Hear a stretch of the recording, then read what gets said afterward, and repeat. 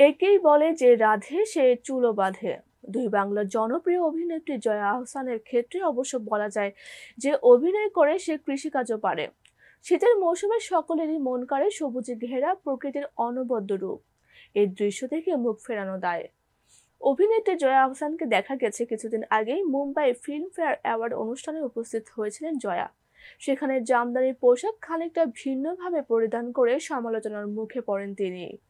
সেই রেশ না কাটতেই এবার ভিন্নভাবে নিজেকে উপস্থাপন করলেন অভিনেত্রী। এবার কোনো সাজ বা পোশাক দিয়ে নয়, নিজেকে ভিন্নভাবে উপস্থাপন করলেন একেবারে সবজি বাগানে।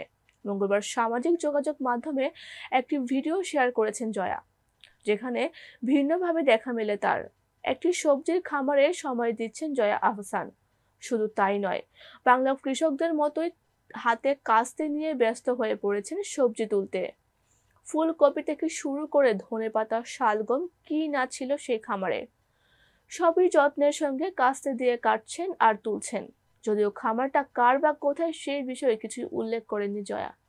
তবে ভিডিওতে জয়াকে তখন খুব হাস্য উজ্জ্বল এবং সাধারণ পোশাকেই দেখা যায়। কেউ একজন তার ভিডিও তুলে দিলেও সেখানে একা ছিলেন না জয়া। অভিনেত্রীকে সঙ্গ দিয়ে পশু কুকুর ছানাটিও।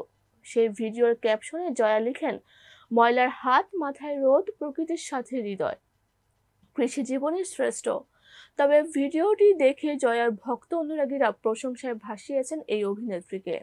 তাদের একাংশ আবার ধারণা করছেন এটি জয়ার কোনো নিজস্ব ফার্ম হতে পারে, যেখানে জয়া নিজ হাতে সবজি চাষ করে থাকেন।